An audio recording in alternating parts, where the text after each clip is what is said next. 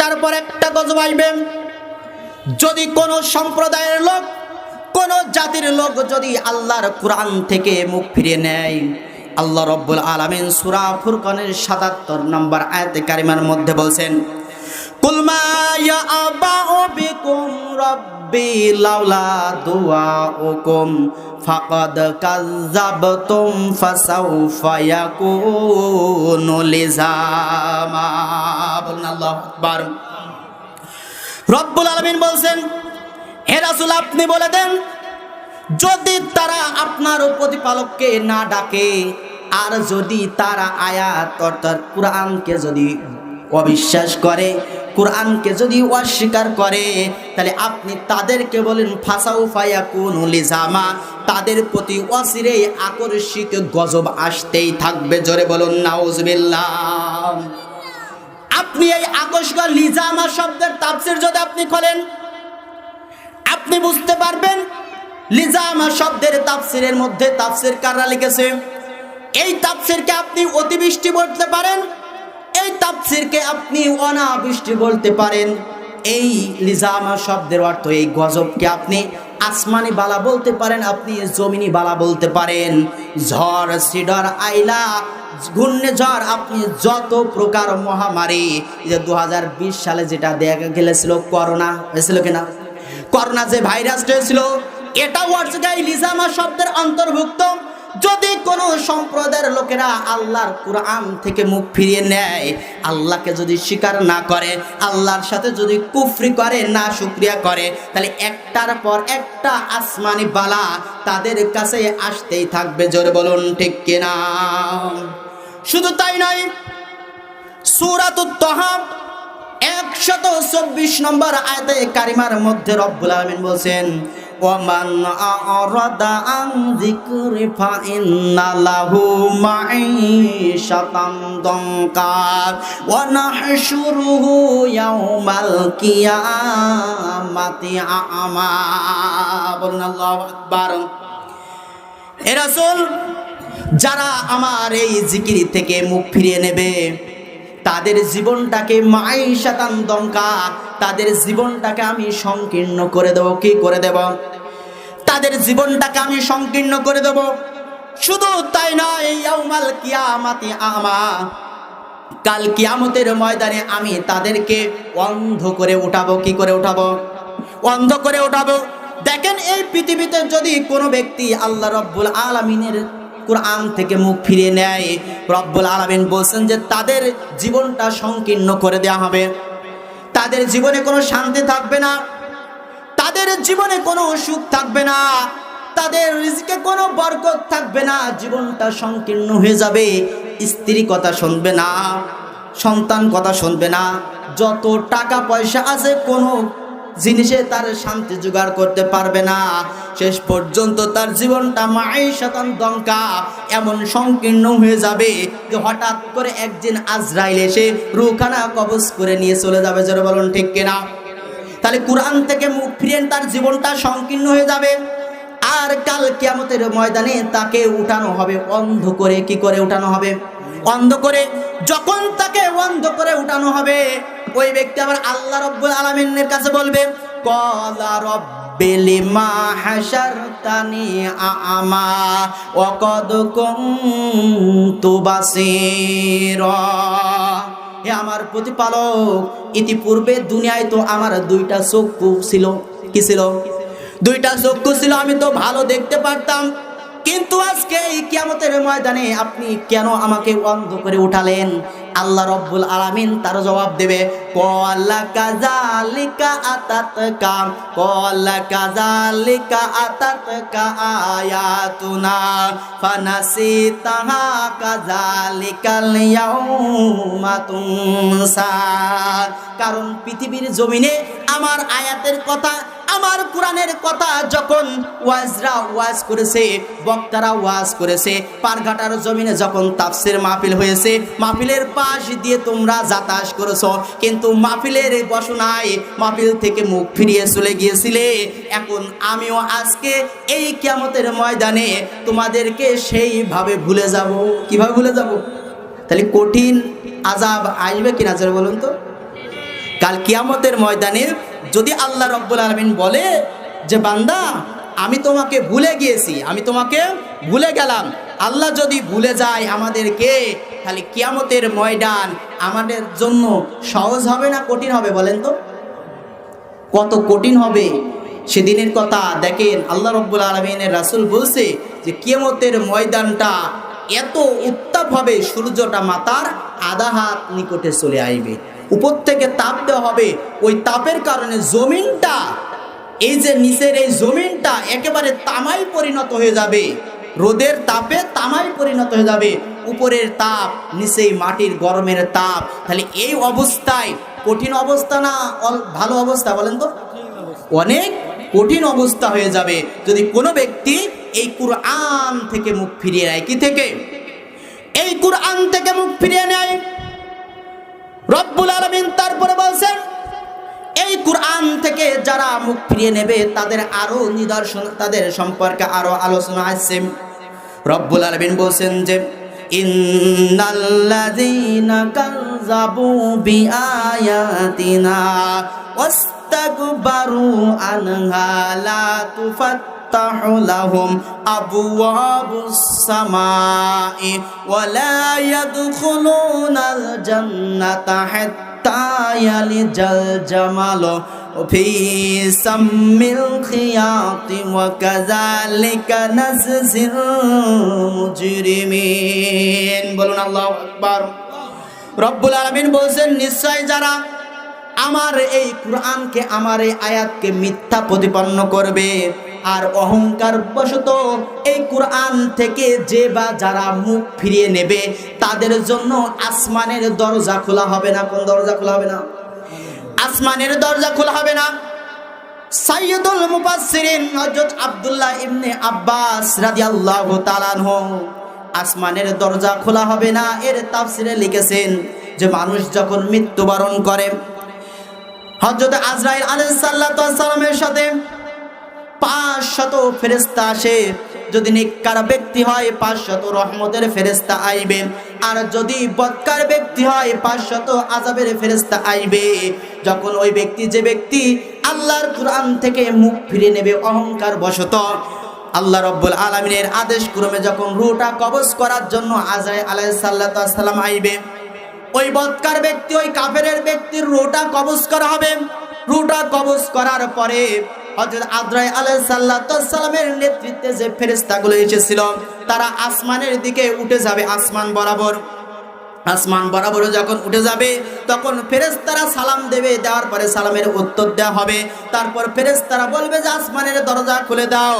তখন ওপরে যে আসমানে ফেরেশতা আছে ওরা বলবে যে না, আসমানের দরজা খোলা হবে না, কারণ ওই যেই ব্যক্তির রূহটা নিয়ে তোমরা আসমানে উঠতে যাচ্ছ ওই ব্যক্তিটা ছিল আল্লাহর কুরআন থেকে মুখ ফিরিয়ে নিয়েছিল। কি থেকে? আল্লাহর কুরআন থেকে মুখ ফিরিয়ে নিয়েছিল, যার কারণে আসমানের দরজা খোলা হবে না। সর্বশেষ তার রূহটা আল্লাহ রাব্বুল আলামিন বলেন যে কোথায় যাবে?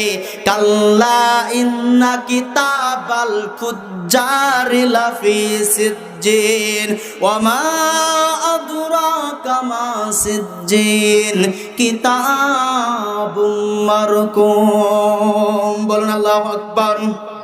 আল্লাহ রাব্বুল আলামিন বলেন যে রাসূল কখনো নয়, পাপিষ্ঠ যারা, বদকার যারা, তাদের রূহটা সিজ্জিনে যাবে। কোথায় যাবে? সিজ্জিনে যাবে। ওমা আদরাকা মা সিজ্জিন, হে রাসূল আপনি কি জানেন সিজ্জিন কি? আল্লাহ রাব্বুল আলামিন উত্তর দিচ্ছেন যে কিতাবুম মারকুম, এটা হচ্ছে একটা লিখিত গ্রন্থ। এটা কি? লিখিত গ্রন্থ। তাফসিরে জালালাইনে এই আয়াতের তাফসিরে লিখেছে ওই যে সিজ্জিন ওটা অবস্থান করেছে, ওইটা আছে 7 তবক জমিনের নিচে। কোথায় আছে? 7 তবক জমিনের নিচে যে স্থান, ওটার নাম হচ্ছে সিজ্জিন। ওখানে যাবে কাদের রূহটা বলেন তো? বদকারদের রূহটা যাবে। কাদের রূহটা যাবে? বদকারদের রূহটা। আসমানের দরজা খোলা হবে না। রব্বুল আলামিন তারপরে বলছেন যে ওয়ালা ইয়াদখুলুনাল জান্নাতা হাত্তা ইয়ালিজাল জামালু ফি সাম্মিল খিয়াতি, আর তারা কখনোই আল্লাহর জান্নাতে প্রবেশ করতে পারবে না। কোথায় প্রবেশ করতে পারবে না? আল্লাহর জান্নাতে প্রবেশ করতে পারবে না। হাত্তা, ততক্ষণ পর্যন্ত, হাত্তা ইয়ালিজাল জামালু ফি সাম্মিল খিয়াত, যতক্ষণ পর্যন্ত সুয়ের ছিদ্র দিয়ে উট না প্রবেশ করে। কি দিয়ে? সুয়ের ছিদ্র দিয়ে উট না প্রবেশ করে ততক্ষণ পর্যন্ত কাফেররা কি জান্নাতে যাবে? জান্নাতে যাবে না। আচ্ছা বলেন তো, সুয়ের যে ছোট্ট মুখটা থাকে, যে জায়গাতে আমরা সুতো ঢোকাই, ওই জায়গাতে আল্লাহর কোরআনের ভাষা ওটাকে খিয়াত বলা হয়। কি বলা হয়? খিয়াত বলা হয়। ওই জায়গা দিয়ে কি উট প্রবেশ করানো কখনো সম্ভব? জোরে বলুন, সম্ভব?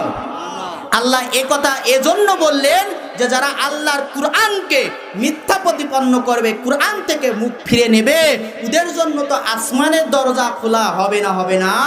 তারা কোশ্চিন কালেও জান্নাতে প্রবেশ করতে পারবে না। আল্লাহ রাব্বুল আলামিন বলেন ওয়া কাযালিকা নাজিল মুজরিমিন। আর রব্বুল আলামিন এইভাবেই তিনি মুসলিমদের পাপিষ্ঠ ব্যক্তিদেরকে প্রতিদান দিয়ে থাকে। কি দিয়ে থাকে? পাপিষ্ঠ ব্যক্তিদের প্রতিদান দিয়ে থাকে। এখন কি প্রতিদান দেয় এটা শোনার দরকার আছে না? কি প্রতিদান দেয় একটু বলবো? রব্বুল আলামিন বলছেন والذين كفروا وكذبوا بآياتنا أولئك أصحاب النار هم فيها خالدون। বলুন আল্লাহু আকবার। আর যারা কুফরি অবলম্বন করে, আল্লাহ রাব্বুল আলামিনের আয়াতকে যারা মিথ্যা প্রতিপন্ন করে, উলাইকা আসহাবুন নার, তারা হবে জাহান্নামের অধিবাসী। তারা কোথার অধিবাসী হবে? তারা হবে জাহান্নামের অধিবাসী। হুম ফিহা খালিদুন, আর তাদের ঠিকানা হবে জাহান্নাম, আর সেখানে তারা চিরস্থায়ী থাকবে। কি থাকবে? তারা আল্লাহ রব্বুল আলামিনের কাছে এই কথাগুলো স্মরণ করলেন। আল্লাহ রব্বুল আলামিন বললেন যে দাউদ, তুমি যে এই কথাগুলো স্বীকার করলে যে সমস্ত কিছু আমি দান করেছি, এটাই হচ্ছে গা আমার শুকরিয়া আদায় করা। জোরে বলো না আলহামদুলিল্লাহ। এর স্বীকৃতি চিত্তে দেখেন, আমি আপনি যদি আমার আপনার শরীরের পানে লক্ষ্য করি, কোনো ব্যক্তি বলতে পারবে না যে এই অঙ্গে প্রত্যঙ্গের একটা অঙ্গ সে নিজে থেকে সৃষ্টি করেছে। কেউ কি বলতে পারবে? বলুন। কেউ বলতে পারবে না। আমাদের সামনে, আমাদের ডানে এবং বামে, পেছনে চোখ রাউন্ড যদি তাকাই আসমানের দিকে, জমিনের দিকে, সব দিকে যদি আমরা লক্ষ্য করি, বলেন তো জোর চিত্তে কণ্ঠের সমস্ত শুকরিয়া একসাথে এক জায়গায় করে বলেন তো, এইগুলোর নিয়ামত কার দেওয়া? সেই আল্লাহ রাব্বুল আলামিন বলছেন قُلْ لَوْ كَانَ الْبَحْرُ مِدَادًا لِكَلِمَاتِ رَبِّي لَنَفِدَ الْبَحْرُ قَبْلَ أَن تَنفَدَ كَلِمَاتُ رَبِّي وَلَوْ جِئْنَا بِمِثْلِهِ مَدَدًا। বলুন আল্লাহু আকবার। আল্লাহ রাব্বুল আলামিন বলছেন যে রাসূল, আপনি মানুষদেরকে বলে দেন, তারা যদি আপনার রবের প্রশংসা করে, আপনার রবের নিয়ামত রাজি লেখার জন্য যদি সমুদ্রের পানিগুলোকে যদি কালিতে রূপান্তর করে, আপনার রবের মহিমা কীর্তন তার নিয়ামত লিখতে লিখতে সমুদ্রের প্রত্যেকটা সমুদ্রের পানিগুলো শেষ হয়ে যাবে, কিন্তু আপনার রবের প্রশংসা লেখা শেষ হবে না। জোরে বলুন ঠিক কিনা? রব্বুল আলামিন তারপরে বলছেন যে শুধু তাই নয়, এরপরেও যদি আরো সমুদ্র আপনি অ্যাডজাস্ট করেন, এক জায়গায় করেন আল্লাহর নিয়ামতের প্রশংসা লেখার জন্য, আরো সমুদ্র শেষ হয়ে যাবে, কিন্তু আল্লাহর নিয়ামত লেখা শেষ হবে না। জোরে বলুন ঠিক কিনা? এই জন্যই তো কবি সুন্দর ভাষায় বলছেন, মসিহলে পৃথিবীর বাড়ি তামাম, গাছপালা যদি সব হয় রে কলম। ঠিক কিনা?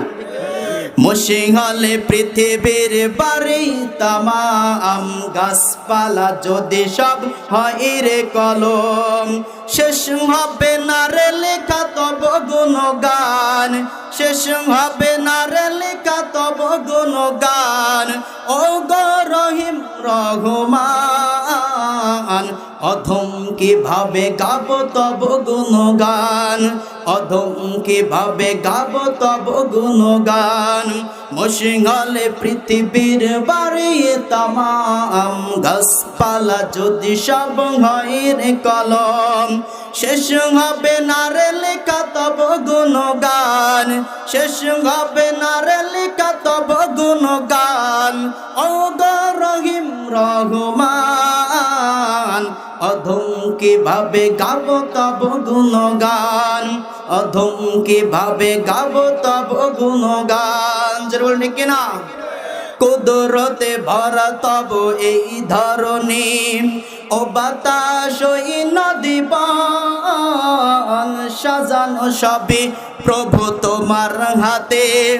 পাহাড় ঝরনা আসমান, কুদরতে ভরা তব এই ধরনী, ও বাতাস ওই নদী বন, সাজানো সবই প্রভু তোমার হাতে।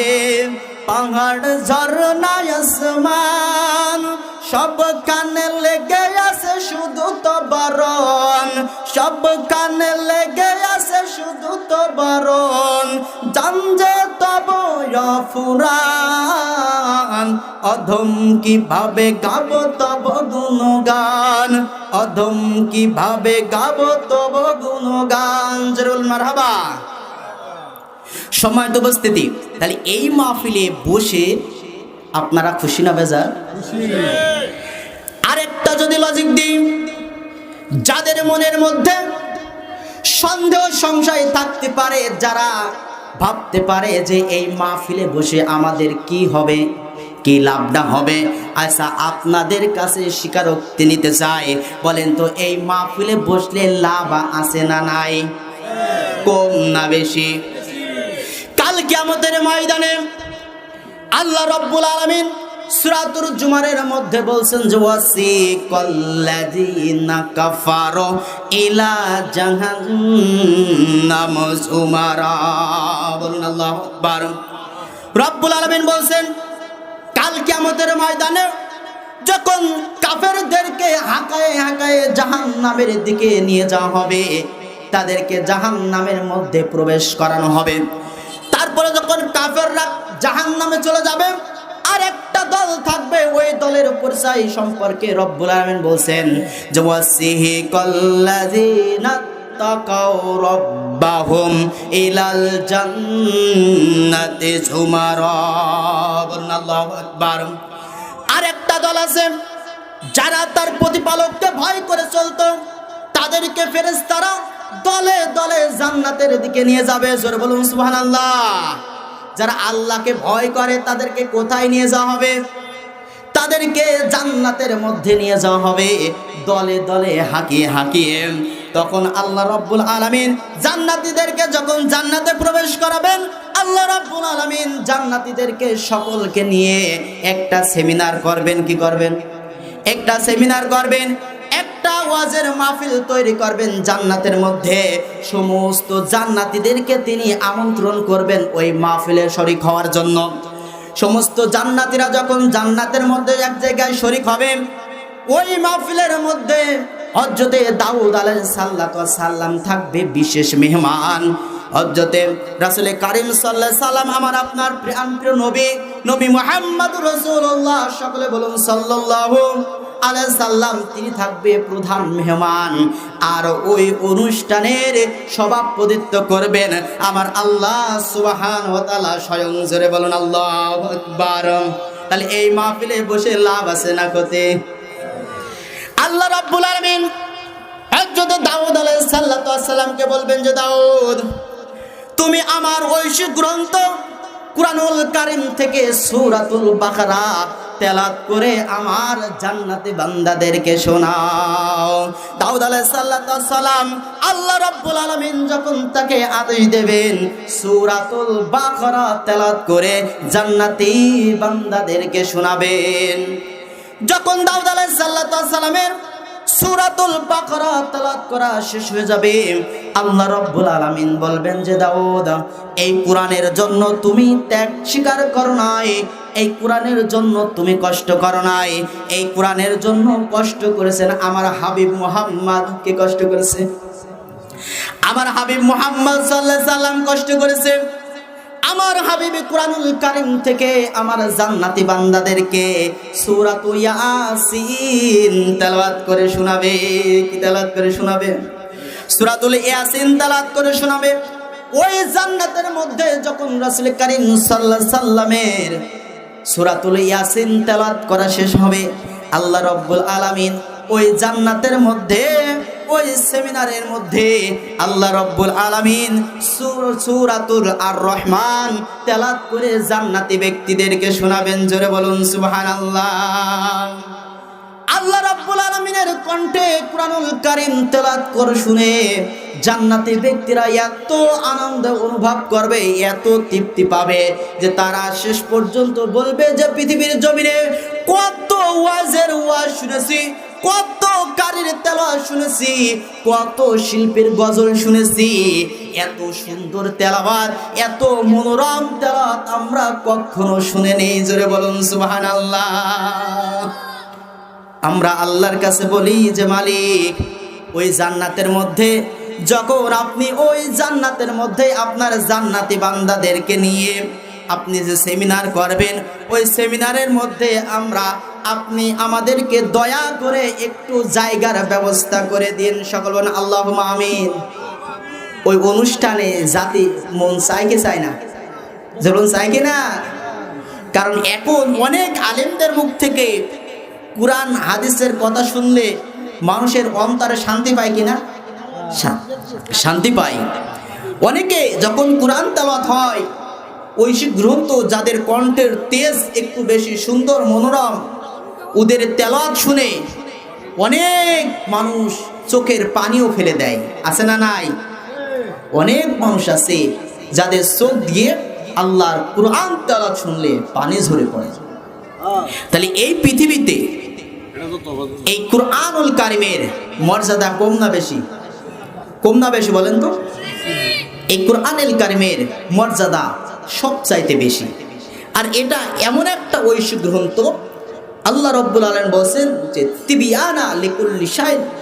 পৃথিবীতে এমন কোনো সেক্টর নেই, এমন কোনো বিভাগ নেই, এমন কোনো স্থান নেই, এমন কোনো জায়গা নেই, এমন কোনো সমস্যা নেই যার সমাধান আল্লাহ রাব্বুল আলামিন এই কুরআনের মধ্যে দেয় নাই। কার মধ্যে দেয় না? প্রত্যেকটা সমস্যার সমাধান এই কুরআনের মধ্যে আছে। কার মধ্যে আছে? কুরআনের মধ্যে আছে। কিন্তু আজকে দুঃখজনক হলো সত্য, আজ বাংলাদেশে 95% মুসলমান হওয়া সত্ত্বেও এই কুরআন থেকে আমরা অনেক দূরে সরে গেছি। যারা বলুন ঠিক কিনা? এই কুরআন তেলাওয়াত করতে পারে সমাজে এমন মানুষ বেশি না কম? একেবারে কম না বলেন? একেবারে নগণ্য। আর যারা কয়েকজন কোরআন শরীফ পড়তে পারে, যাও বা পারে, তাও ভুল পড়ে। কি পড়ে? তারা ভুল পড়ে। যার কারণে দেখেন আমরা কোরআন পড়ি, কোরআন আমাদের কাছে আছে, কিন্তু আমাদের মধ্যে শান্তি কাজ করে না। শান্তি আছে নাকি? কারণ আমরা কোরআন যে আল্লাহর কিতাব এটা আমরা বিশ্বাস করি, কিন্তু কোরআন দিয়ে যখন আমরা চাই প্রত্যেকটা সমস্যার সমাধান হবে কোরআন দিয়ে, তখন আমরা এটা থেকে মুখ ফিরায় নেই। যেটা বলুন ঠিক কিনা? এই কোরআন বলছে আস-সারিকু ওয়াস-সারিকাতু, চোর এবং সুন্নি, মহিলা চোর এবং পুরুষ চোর, যে চোরই হোক না কেন, যদি চুরি করতে যে ধরা পড়ে তাহলে তাকে হাত কেটে দাও। কি কেটে দাও? কি কেটে দাও? একটু জোরে বলেন তো। হাত কেটে দাও। কিন্তু আজ পর্যন্ত বাংলাদেশ স্বাধীন হয়েছে 53 বছর। কত বছর? 53 বছর। এ যাবৎ পর্যন্ত একটাও কি ইহুদি, বৌদ্ধ, খ্রিস্টান সরকার এসেছে না? প্রত্যেকটা মুসলমান। যারা বলুন কোন মান? প্রত্যেকটা মুসলমান। কিন্তু আল্লাহর কুরআনের এই আইন দিয়ে একটা চোরেরও কি হাত কাটা হয়েছে? যারা হাত কাটা হয়েছে? একটা চোরেরও হাত কাটা হয় নাই। তার মানে কি কুরআনকে আমরা পরিপূর্ণ মানতে পারি নাই। সময় উপস্থিতি দেখেন, রব্বুল আলামিন বলছেন, কোনো ব্যক্তি যদি এই কোরআনকে মানে তাহলে তার জীবনে ইহকালে শান্তি এবং পরকালে মুক্তির ব্যবস্থা আছে না নাই? আছে। আর যদি কোনো ব্যক্তি কোরআনকে ডিভাইড করে, কোরআন থেকে মুখ ফিরিয়ে নেয়, আল্লাহর কোরআন দিয়ে যদি জীবন পরিচালনা না করে, তাহলে তাদের পদে পদে একটার পর একটা গজব আসবে কিনা, জোর বলুন তো।